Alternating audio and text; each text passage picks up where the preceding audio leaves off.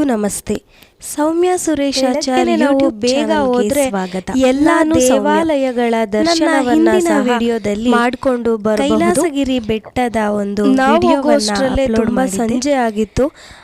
ಈಗ ನಾವು ಅಲ್ಲಿಂದ ಸ್ವಲ್ಪ ಮುಂದೆ ಅಂಬಾಜಿ ದುರ್ಗ ಬೆಟ್ಟಕ್ಕೆ ಅಲ್ಲಿನ ದೇವಾಲಯಕ್ಕೆ ಹೊರಟಿದ್ದೇವೆ.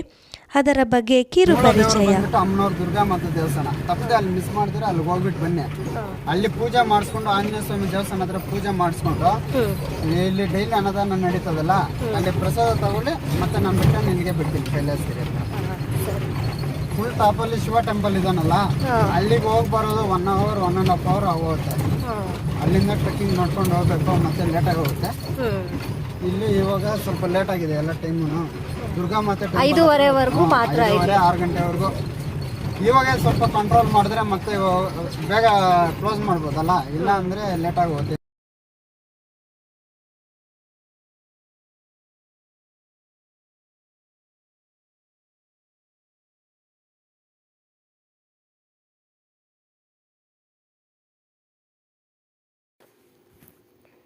ಈ ಆಲಯಕ್ಕೆ ಹೋಗಲು ಜೀಪ್ನ ವ್ಯವಸ್ಥೆ ಇದೆ. ರೋಡು ಮಣ್ಣಿನ ರೋಡು.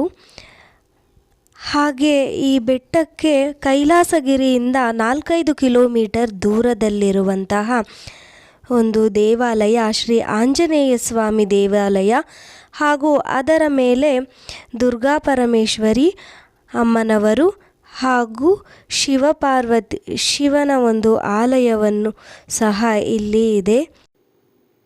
ನಾವು ಕೈಲಾಸಗಿರಿ ಪರ್ವತವನ್ನು ನೋಡಿಕೊಂಡು, ಗುಹಾಂತರ ದೇವಾಲಯವನ್ನು ನೋಡಿಕೊಂಡು ಹಾಗೆ ಈ ಒಂದು ದೇವಸ್ಥಾನಕ್ಕೆ ಹೊರಟಿವಿ. ಇಲ್ಲಿ ನಮ್ಮ ಸ್ವಂತ ವಾಹನಗಳು ಕೂಡ ಹೋಗಬಹುದು. ಜೀಪ್ನ ಉಚಿತ ವ್ಯವಸ್ಥೆಯನ್ನು ಸಹ ಮಾಡಿದ್ದಾರೆ. ಅವರು ಕರೆದುಕೊಂಡು ಹೋಗಿ ದೇವಸ್ಥಾನದ ಬಳಿ ಮತ್ತೆ ನಮ್ಮನ್ನು ಕರೆದುಕೊಂಡು ಕೈಲಾಸಗಿರಿ ದೇವಾಲಯದ ಬಳಿ ಬಿಟ್ಟರು.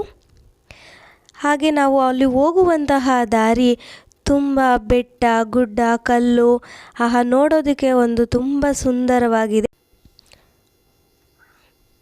ಹೋಗುವಂತಹ ದಾರಿ ಕೂಡ ತುಂಬ ಸೊಗಸಾಗಿದೆ. ಕಣ್ಗಳಿಗೆ ಹಬ್ಬವನ್ನೇ ಉಂಟು ಮಾಡೋ ರೀತಿ ಅಲ್ಲಿನ ಪ್ರಕೃತಿ ಸೌಂದರ್ಯ ನಮ್ಮನ್ನು ರಾರಾಜಿಸುತ್ತೆ. ಹಾಗೆ ಸೂರ್ಯಾಸ್ತದ ಸಮಯವು ಆದ್ದರಿಂದ ತಂಪಾದ ಗಾಳಿ, ತಂಗಾಳಿ ಬೀಸುತ್ತಾ ಇತ್ತು. ಹಾಗೂ ನಮ್ಮ ಮನಸ್ಸೆಲ್ಲ ಸಂತೋಷದಿಂದ ಕೂಡಿತ್ತು. ಈ ಒಂದು ದೇವಸ್ಥಾನಕ್ಕೆ ಹೋಗೋದಕ್ಕೆ ನಾವು ಎಷ್ಟು ಜನ್ಮಗಳ ಪುಣ್ಯದ ಫಲವೋ ಏನೋ ಎಂಬಂತೆ ಭಾಸವಾಗುತ್ತಾ ಇತ್ತು.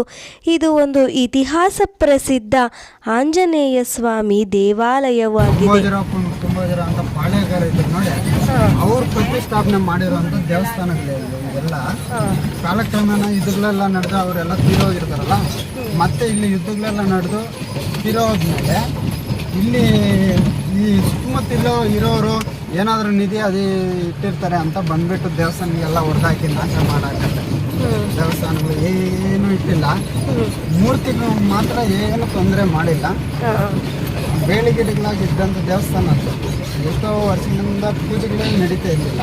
ಅಂಥದ್ರಲ್ಲಿ 2015ರಲ್ಲಿ ನಮ್ಮಪ್ಪ ಅವ್ರಿಗೆ ಕನಸಲ್ಲಿ ಕಾಣಿಸ್ಕೊಂಡು ನಮ್ಮದು ಜಮೀನೆಲ್ಲ ಮಾರಾಕಿ ರೋಡ್ ಮಾಡಿಸಿ.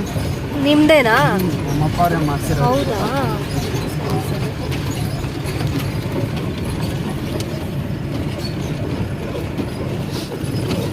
ಗೋಶಾಲೆ ಇದೆಯಾ? ಗೋಶಾಲೆ.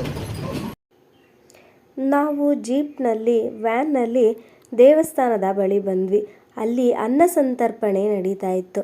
ಅನ್ನಪ್ರಸಾದವನ್ನು ಅಲ್ಲಿ ಹೋದವ್ರಿಗೆಲ್ಲ ಬಿಸಿ ಬಿಸಿಯಾದಂತಹ ಅನ್ನ ಸಾಂಬಾರು ಪ್ರಸಾದವನ್ನು ಸಹ ಬಡಿಸ್ತಾ ಇದ್ರು. ನಾವು ಕೂಡ ಪ್ರಸಾದವನ್ನು ಸ್ವೀಕರಿಸಿದ್ವಿ. ಆ ಪ್ರಸಾದ ತುಂಬ ರುಚಿಯಾಗಿತ್ತು. ಪ್ರಸಾದ ಅಂದ್ರೇ ಹೇಳಬೇಕಲ್ವಾ, ತುಂಬ ರುಚಿಯಾಗೇ ಇರುತ್ತೆ. ನಾವು ಪ್ರಸಾದ ಸ್ವೀಕರಿಸಿದ್ವಿ. ನಂತರ ದೇವಸ್ಥಾನಕ್ಕೆ ಆಂಜನೇಯ ಸ್ವಾಮಿಯ ದರ್ಶನವನ್ನು ಮಾಡೋದಕ್ಕೆ ಹೊರಟ್ವಿ. ಅಲ್ಲಿ ಪ್ರಸಾದವನ್ನು ಸ್ವೀಕರಿಸುವಂಥ ಸ್ಥಳದಲ್ಲೂ ಸಹ ಒಂದು ಹುತ್ತವಿದೆ. ಅಲ್ಲಿ ನಮಗೆ ಅನ್ನ ಸಂತರ್ಪಣೆಯನ್ನು ವ್ಯವಸ್ಥೆಯನ್ನು ಸಹ ಮಾಡಲಾಗಿದೆ. ಬೆಟ್ಟದ ಮೇಲೆ ಹೋಗಿ ಊಟ ಮಾಡೋದಂದ್ರೂ ಅದು ಅದೃಷ್ಟನೇ ಸರಿ. ಹಾಗೆ ಅಲ್ಲಿ ಗೋಮಾತೆಗಳು, ಎತ್ತುಗಳು, ಕುದುರೆಗಳು, ಹಾಗೆ ಸೂರ್ಯಾಸ್ತವು ತುಂಬ ಅದ್ಭುತವಾಗಿ ಕಾಣುತ್ತಾ ಇತ್ತು. ಒಂದು 4-5 ಮೆಟ್ಟಿಲುಗಳನ್ನು ಹತ್ತಿ ಬಂದರೆ ದೇವಾಲಯವ ದರ್ಶನವು ನಮಗೆ ಆಗುತ್ತೆ. ಒಂದು ಗುಂಡಿನ ಮೇಲೆ ಕೆಲವು ವಿಗ್ರಹಗಳನ್ನು ಸಹ ಅವರು ಮಾಡಿಸಿದ್ದಾರೆ. ಇಲ್ಲಿ ಗೋಶಾಲೆ ಇರೋದ್ರಿಂದ ಎತ್ತುಗಳು, ಹಸುಗಳು ಸಹ ಇಲ್ಲಿ ಇದ್ದಾವೆ. ಮೇಲಿನಿಂದ ನೋಡೋದಕ್ಕೆ ತುಂಬ ಅದ್ಭುತವಾಗಿದೆ. ಇದು ಆಂಜನೇಯ ಸ್ವಾಮಿಯ ದೇವಾಲಯದ ಮುಂದಿನ ಒಂದು ಚಿತ್ರಣ. ಹಾಗೆ ನಾವು ಹೋಗಿದ್ದು ತುಂಬ ತಡವಾಗಿತ್ತು, ಆದ್ದರಿಂದ ಸೂರ್ಯಾಸ್ತದ ಸಮಯ ಅದು. ಆ ಸೂರ್ಯಾಸ್ತಮಯವು ಕೂಡ ತುಂಬ ಅದ್ಭುತವಾಗಿ ಕಾಣ್ತಾ ಇದೆ. ಹಾಗೆ ನಾವು ಇನ್ನು ಸ್ವಲ್ಪ ಮುಂದೆ ಹೋದರೆ ದೇವಸ್ಥಾನದ ಬಳಿ ಹೋಗ್ತೀವಿ. ಅದು ಆಂಜನೇಯ ಸ್ವಾಮಿ ದೇವಸ್ಥಾನ. ಸುತ್ತಮುತ್ತ ಗಿಡ ಮರಗಳನ್ನೆಲ್ಲ ಇಟ್ಟಿದ್ದಾರೆ. ಈಗ ನಾವು ದೇವಸ್ಥಾನದ ಒಳಗಡೆ, ದೇವಾಲಯದ ಒಳಗೆ ಪ್ರವೇಶವನ್ನು ಮಾಡೋಣ. ಭಕ್ತಾದಿಗಳು ಆ ಆಂಜನೇಯ ಸ್ವಾಮಿಯ ದರ್ಶನಕ್ಕಾಗಿ ಎಲ್ಲರೂ ಕಾತುರದಿಂದ ಕಾಯುತ್ತಲಿದ್ದಾರೆ. ಸ್ವಾಮಿಯ ದರ್ಶನವು ಇನ್ನೇನು ಕೆಲವೇ ಕ್ಷಣಗಳಲ್ಲಿ ಸ್ವಾಮಿಯ ದರ್ಶನವನ್ನು ನಾವು ಮಾಡಲೊರಟಿದ್ದೇವೆ. ಈಗೋ ನೋಡಿ, ಆಂಜನೇಯ ಸ್ವಾಮಿಯ, ಹನುಮಂತನ ದರ್ಶನವೂ ಆಯಿತು. ಹಾಗೆ ಇಲ್ಲಿನ ಅರ್ಚಕರು ಕೆಲವು ಮಂತ್ರಗಳ ಸಹಿತ ಅದರ ಅರ್ಥವನ್ನು ಸಹ ನಮಗೆ ಹೇಳಿದರು. ಹಾಗೆ ಸ್ವಾಮಿಯ ದರ್ಶನವು ನಡೆಯಿತು.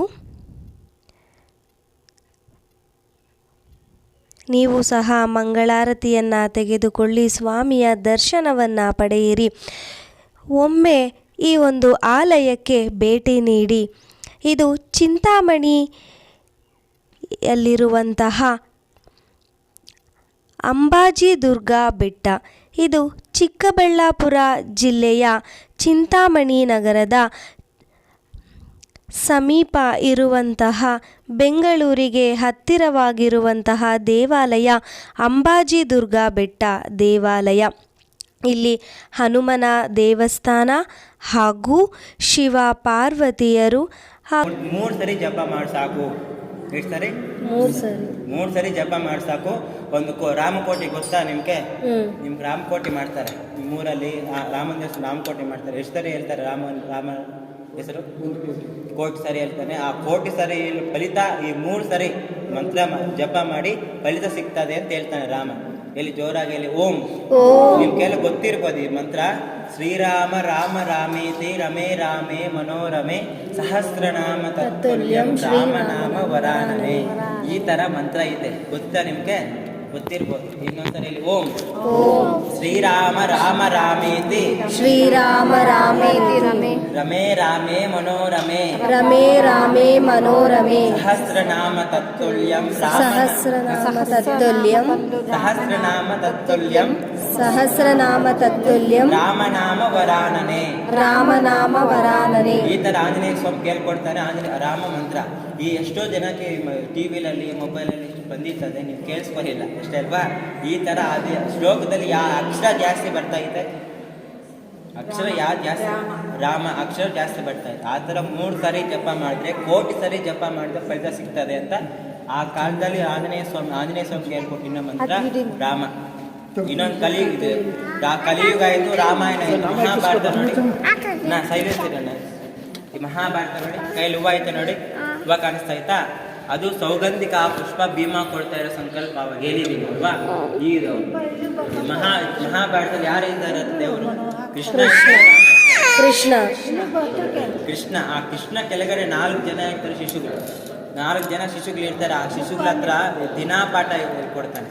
ದಿನ ಒಂದೇ ಮಂತ್ರ ದಿನ ಹೇಳ್ಕೊಡ್ತಾನೆ. ಕೃಷ್ಣಕ್ಕೆ ಏಳು ಮರ್ತೋಗಿರ್ತಾರೆ, ಕೃಷ್ಣನು ಮರ್ತೋಗ್ತಾನೆ. ಏಲಿ ನೀವು ಅವಾಗ ಫಸ್ಟ್ ಹೇಳ್ಕೊಟ್ಟಿದ್ದು ನೋಡಿ ಮಂತ್ರ. ಗ್ಯಾಪ್ ಆಯ್ತಾ? ಕಲಿಯುಗದಲ್ಲಿ ಹೇಳ್ಕೊಟ್ಟಿದ್ದು ಮಂತ್ರ ಗ್ಯಾಪ್ ಆಯ್ತಾ ಇಲ್ವಾ? ಗ್ಯಾಪ್ ಆಯ್ತಾ? ಇಲ್ಲ. ಒಂದು 5 ನಿಮಿಷಕ್ಕೆ ಮರ್ತೋಗ್ದು. ಆ ಥರ ಆ ಕಾಲದಲ್ಲಿ ದಿನ ಹೇಳ್ಕೊಡ್ತಾನೆ ಇರ್ತಾರೆ ಕೃಷ್ಣ. కానీ ಜ್ಞಾಪಕ ಇಡ್ತಾ ಇಲ್ಲ. ಯಾಕೆಪ್ಪ ಜ್ಞಾಪಕ ಇಡ್ತಾ ಇಲ್ಲ ಅಂದರೆ ಅವು ಹೇಳ್ತಾರೆ, ಸ್ವಾಮಿ ನಾನು ದಿನ ಪಾಠ ಮಾಡ್ಕೊತೀವಿ, ದಿನ ಜಪ ಮಾಡ್ತೀವಿ, కానీ ಜ್ಞಾಪಕ ಇಡ್ತಾ ಇಲ್ಲ. ಯಾಕೆ ಅಂತ ಕೃಷ್ಣ ಹತ್ರ ಹೋಗ್ತೀವಿ, ಚಿಟ್ಕಾಯಲ್ಲಿ ಆ ಚಿಟ್ಕ ಮಾಡ್ತೀವಿ, ಜ್ಞಾಪಕ ಇರಬೇಕು ಸಾಕು ಅಂತ ಹೇಳ್ತಾರೆ. ಆವಾಗ ಕೃಷ್ಣ ಹೇಳ್ಕೊಟ್ಟೆ ಮಂತ್ರ ತುಂಬ ಪವರ್ಫುಲ್ ಮಂತ್ರ, ಮಹಾಭಾರತದಲ್ಲಿರೋದು. ಈ ನೀವೇನಾದ್ರು ಮಲ್ಕೊತೀರಲ್ವ, ಮಲ್ಕೊಂತವಾಗ ಜಪ ಮಾಡ್ಕೊಂಡ್ರೆ ಕೆಟ್ಟ ಕನ್ಸುಗಳು ಬರ್ತಾವೆ ನೋಡಿ, ಕೆಟ್ಟ ಕನ್ಸುಗಳು ಬರ್ತವೆ. ಇಲ್ಲಾಂದರೆ ನಿಮ್ಗೆ ಆರೋಗ್ಯ ಸಮಸ್ಯೆ ಮನಶ್ಶಾಂತಿ ಏನಿಲ್ಲ ಅಂದರೆ ಈ ಮಂತ್ರ ದಿನ ಜಪ ಮಾಡ್ತಾರೆ. ಹೇಳಿ, ಓಂ ಓಂ ಕೃಷ್ಣಾಯ ವಾಸುದೇವಾಯ ಕೃಷ್ಣಾಯ ವಾಸುದೇವಾಯ ಹರಯೇ ಪರಮಾತ್ಮನೆ ಹರಯೇ ಪರಮಾತ್ಮನೆ ಪ್ರಣತ ಕ್ಲೇಶನಾಶಾಯ ಪ್ರಣತಃ ಕ್ಲೇಶನಾಶಾಯ ಈ ಕ್ರಮ చెప్పండి. ಪ್ರಣತ ಕ್ಲೇಶನಾಶಾಯ ಗೋವಿಂದಾಯ ನಮೋ ನಮಃ. ಗೋವಿಂದಾಯ ನಮೋ ನಮಃ. ಗೋವಿಂದಾಯ ನಮೋ ನಮಃ ಅಂತೇನು? ಲೈನ್ ಇಟ್ಕೊಳ್ಳಿ, ಒಂದೇ ಸಲ ಎಲ್ಲಾರು ಕೇಳ್ಬಿಡ್ತೀನಿ. ಲಾಸ್ಟ್ ಒಂದೇ ಲೈನ್ ಇಟ್ಕೊಳ್ಳಿ, ಎಲ್ಲಾರು ಕೇಳ್ಬಿಡ್ತೀನಿ. ಅಲ್ಲಿ ಇಟ್ಕೊಳ್ಳಿ. ಗೋವಿಂದಾಯ ನಮೋ ನಮಃ ಅಂದ್ರೆ ಏನು? ಗೋವಿಂದ ಅಂದ್ರೆ ಏನು ಗೊತ್ತಾ? ನಿಮ್ಗೆ ಏನಾದ್ರೆ ಗೋವಿಂದ ಅಂದ್ರೆ ಏನು ಗೊತ್ತಾ ಅಂತ? ಅವಾಗೆಲ್ಲ ತಿರುಪತಿಗೆ ಹೋಗಿದ್ರೆ ನೀವೆಲ್ಲ ಎಲ್ಲ ತಿರುಪತಿಗೆ ಹೋಗಿರ್ತಾರೆ, ಹೋಗ್ತಾ ಇದ್ರೆ ಏನಂತೀರ ನೀವೆಲ್ಲ? ಗೋವಿಂದ ಅಂದ್ರೆ ಏಕೆ ಹೇಳೋದು? ಫಲಿತ ಏನು ಅಂತ ಹೇಳ್ತಾ ಇದ್ರು. ಇವಾಗ ಆಂಜನೇಯ ಸ್ವಾಮಿ ದೇವಸ್ಥಾನಕ್ಕೆ ಹೋಗಿ ಜೈ ಶ್ರೀರಾಮ್ ಅಂತೀರ, ಜೈ ಶ್ರೀರಾಮ್ ಅಂತ ಫಲಿತ ನಮ್ಗೆ ಬರಲ್ಲ, ಆಂಜನೇಯ ಸ್ವಾಮಿ ಬರ್ತಾರೆ, ಖುಷಿ ಆಗ್ತದೆ ಅಷ್ಟೇ, ನಮ್ಗೆ ಫಲಿತ ಏನು ಬರಲ್ಲ. ಆ ಥರ ಗೋವಿಂದ ಅಂದರೆ ತುಂಬ ಫಲಿತ ಬರ್ತದೆ. ಏನು ಫಲಿತ ಗೊತ್ತಾ? ಏನಂತೀರ ಗೋವಿಂದ ಅಂತ? ಇವಾಗ ಏನಾದರೂ ನೀವು ಸತ್ತೋಗಿರ್ತೀರ, ಜನ ಸ್ವಲ್ಪ ಜಾಸ್ತಿ ಬ್ರಾಹ್ಮಣ ಇವಾಗ ಅರ್ಚಕರಿರ್ತಾರೆ, ಅವ್ರು ಸತ್ತೋಗ್ಮೇಲೆ ಅವು ಗೋವಿಂದ ಗೋವಿಂದ ಅನ್ಕೊಂಡು ಹೋಗ್ತಾರೆ. ಯಾಕೆ ಗೋವಿಂದ ಅಂದರೆ ಈ ಕೈ ಮೇಲೆ ಎತ್ಕೊಂಡು ಗೋವಿಂದ ಅಂತಾರೆ, ನೋಡಿದ್ರೆ ಎಲ್ಲಾದರೂ ಕೈ ಮೇಲೆ ಎತ್ಕೊಂಡು ಗೋವಿಂದ ಅಂತಾರೆ. ಆ ಯಾಕೆ ಅಂದರೆ ನಮಗೆ ಕೆಳಗಡೆ ಪಾದಗಳಿಂದ ಮೇಲೆ ಕೈ ಮೇಲೆ ಬರ್ತದೆ. ಏನು ಮೇಲೆ ಅಂದರೆ ಪಾಪಗಳು. ಗೋವಿಂದ ಅಂದರೆ ನಮ್ಮ ಪಾಪಗಳೆಲ್ಲ ಗೋವಿಂದ ಅಂದರೆ ಹೊರಟೋಗ್ಬೇಕು ಅಂತ ಗೋವಿಂದ ಅನ್ನೋದು.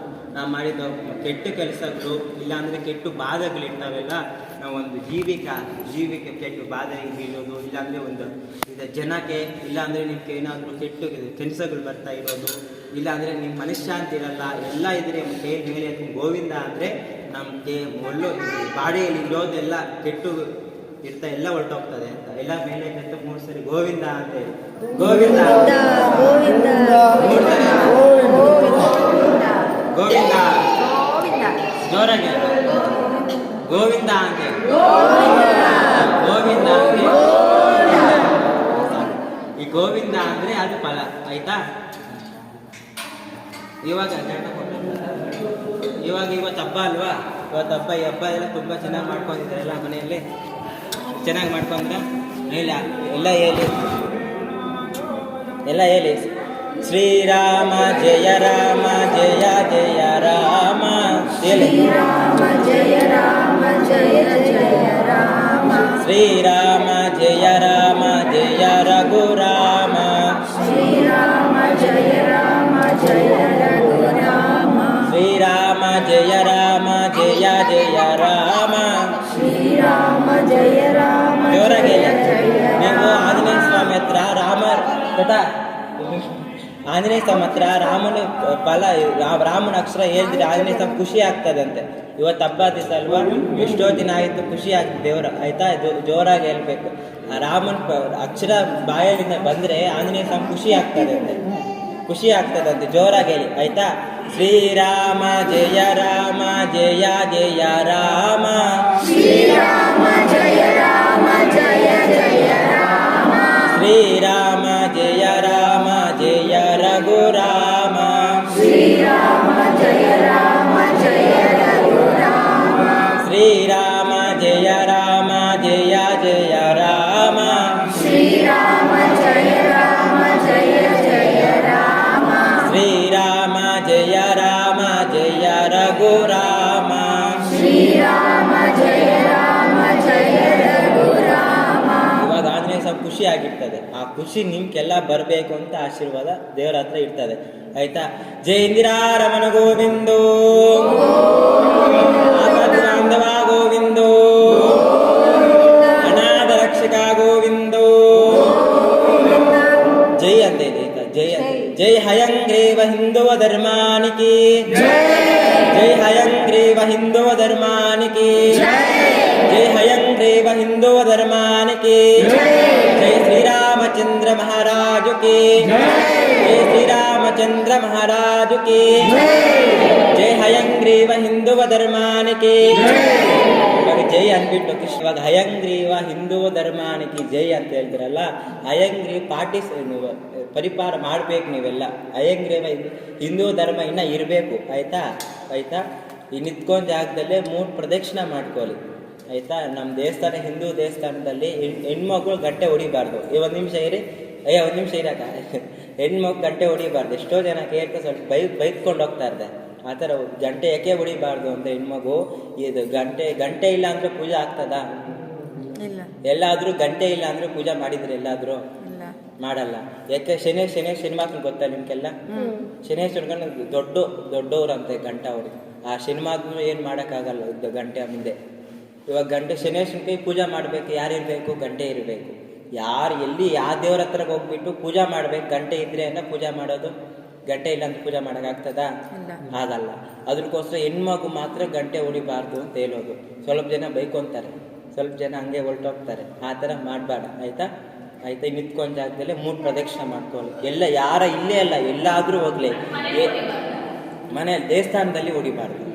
ಎಲ್ಲಾದರೂ ಆಗಲಿ. ಎಷ್ಟೋ ಜನ ಅಚ್ಚುಕ್ಲು ಹೇಳ್ತಾ ಇದ್ದಾರೆ, ಅವ್ರು ಏನಾದ್ರು ಹೇಳಿದ್ರೆ ನಮ್ಗೆ ಒಳ್ಳೆಗೋಸ್ಕರನೇ ಹೇಳೋದು, ಆಯ್ತಾ. ಯಾರು ಬೈಸ್ಕೊಬಾರ್ದು, ಆಯ್ತಾ. ನಿಂತ್ಕೊಂಡ್ ಜಾಗದಲ್ಲಿ 3 ಪ್ರದಕ್ಷಿಣೆ ಮಾಡ್ಕೊಳ್ಳಿ. ಓಂ ಯಾನಿ ಕಾನಿ ಚ ಪಾಪಾನಿ ಜನ್ಮಾಂತರ ಕೃಪಾನಿ ಚ ಯಾನಿ ತಾನದಿ ನಕ್ಷ್ಯಂತೆ ಪ್ರದಕ್ಷಿಣಂ ಪದೇ ಪದೇ ಪಾಪೋಂ ಪಾಪಕರ್ಮಾತ್ಮ ಪಾಪಾತ್ಮ ಪಾಪಜಂಬವಂ.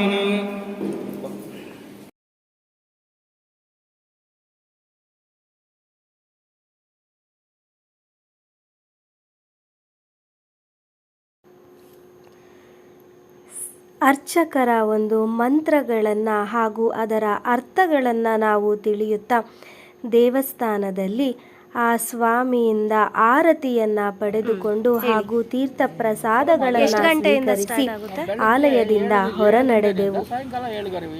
ಈಗ ಅಲ್ಲಿನ ಅರ್ಚಕರು ಏನು ಹೇಳ್ತಾರೆ ಅನ್ನೋದನ್ನು ಕೇಳೋಣ.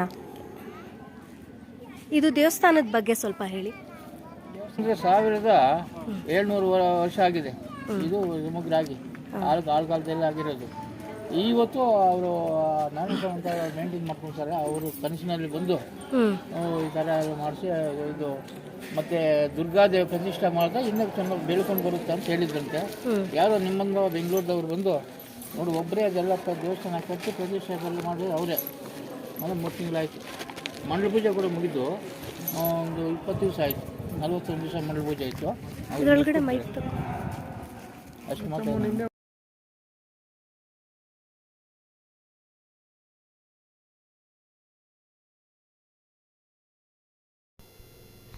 ಹೀಗೆ ಅರ್ಚಕರಿಂದ ಕೇಳಿ ತಿಳ್ಕೊಂಡು ದೇವಸ್ಥಾನದ ಹಿನ್ನೆಲೆಯನ್ನು ಹಾಗೆ ನಾವು ಹೊರಗಡೆ ಬಂದ್ವಿ. ಅಲ್ಲಿ ಕಾಣ್ತಾ ಇರೋದು ಬೆಟ್ಟದ ಮೇಲೆ ಇಲ್ಲಿ ಶಿವನ ಆಲಯವೂ ಇದೆ. ಹಾಗೆ ನಾವು ಅದಕ್ಕಿಂತ ಸ್ವಲ್ಪ ಮೇಲೆ ಹೋದರೆ ಅಲ್ಲಿ ತಾಯಿ ಅಮ್ಮನವರ ಆಲಯವಿದೆ. ಇಲ್ಲಿ ದೇವಸ್ಥಾನದ ಮುಂದೆ ಈ ವಿಗ್ರಹವನ್ನು ಕೆತ್ತಿದ್ದಾರೆ, ಶ್ರೀರಾಮನವರದ್ದು. ನೋಡಿ ಪ್ರಕೃತಿ ಸೌಂದರ್ಯ ಎಷ್ಟು ಅದ್ಭುತವಾಗಿದೆ. ಎಲ್ಲರೂ ಒಂದು ಸಾರಿ ಈ ಒಂದು ದೇವಸ್ಥಾನಕ್ಕೆ ಅಂಬಾಜಿ ದುರ್ಗಾ ಬೆಟ್ಟಕ್ಕೆ ಹೋಗಿ ಬನ್ನಿ. ದೇವರ ಕೃಪಾ ಕಟಾಕ್ಷ ಎಲ್ಲರಿಗೂ ದೊರಕಲಿ.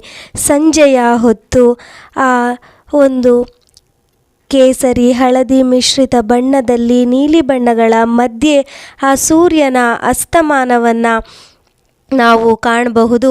ಹಾಗೆ ಅಲ್ಲಿನ ಗೋವುಗಳು ಯಾವ ರೀತಿ ಸಂಚರಿಸುತ್ತಿವೆ. ಅಲ್ಲಿ ಬಂದಂಥವರು ಬಾಳೆಹಣ್ಣುಗಳನ್ನು ತಿನ್ನಲು ಹಸುಗಳಿಗೆ ಕೊಡ್ತಾ ಇರ್ತಾರೆ.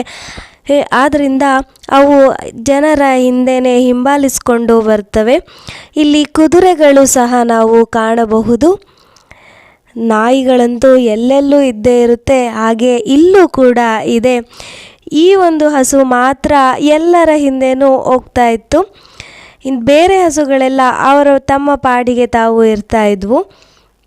ನನ್ನ ಮಕ್ಕಳು ಕೂಡ ತುಂಬಾ ಖುಷಿಯಾಗಿ ಅಲ್ಲಿನ ವಾತಾವರಣವನ್ನು, ಅಲ್ಲಿನ ಒಂದು ಸೊಬಗು ಸೌಂದರ್ಯವನ್ನು ಸವಿಯುತ್ತಾ ತುಂಬ ಚೆನ್ನಾಗಿ ಆ ಜಾಗವನ್ನು ಇಷ್ಟಪಟ್ಟು ದೇವರ ಆಶೀರ್ವಾದವನ್ನು ಸಹ ಪಡ್ಕೊಂಡ್ರು. ಅವರಿಗೂ ಈ ಒಂದು ತಾಣ ತುಂಬಾ ಇಷ್ಟ ಆಯಿತು. ನೋಡಿ, ಸಂಜೆ ಹೊತ್ತಿಗೆ ಆ ಬೆಟ್ಟಗಳೆಲ್ಲ ಮೋಡದಿಂದ ಕವಿದ ವಾತಾವರಣ, ಮೋಡ ಕವಿದ ವಾತಾವರಣ, ಕುದುರೆಗಳು ಮೇವನ್ನು ತಿಂತಾ ಇದ್ದಾವೆ. ಹಾಗೆ ಇಲ್ಲಿ ಮುಡಿ ಕೊಡುವ ಪದ್ಧತಿ ಸಹ ಇದೆ. ನಾವೇನಾದರೂ ಅಂದ್ಕೊಂಡು ಅಲ್ಲಿ ಮುಡಿ ಕೊಡ್ತೀವಿ ಅಂತ ಅಂದ್ಕೊಂಡ್ರೆ ಅದಕ್ಕೂ ಸಹ ಅಲ್ಲಿನ ಒಂದು ವ್ಯವಸ್ಥೆಯನ್ನು ಮಾಡಿದ್ದಾರೆ. ಶೌಚಾಲಯದ ವ್ಯವಸ್ಥೆಯೂ ಸಹ ಇಲ್ಲಿ ಇದೆ. ಈ ಬೆಟ್ಟದ ಮೇಲೆ ಇಷ್ಟು ದೂರ ನಾವು ಹೋಗಿದ್ದೀವಿ ಅಂದರೆ ಇವತ್ತಂತೂ ತುಂಬಾ ಖುಷಿಯಾದಂತಹ ದಿನ ನಮಗೆ.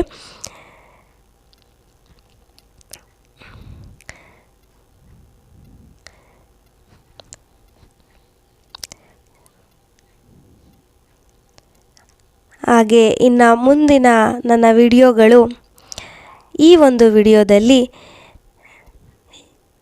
ಎಲ್ಲ ರೀತಿಯ ಒಂದು ಪ್ರಕೃತಿ ಸೌಂದರ್ಯವನ್ನು ಕಣ್ತುಂಬಿಕೊಳ್ಳಿ.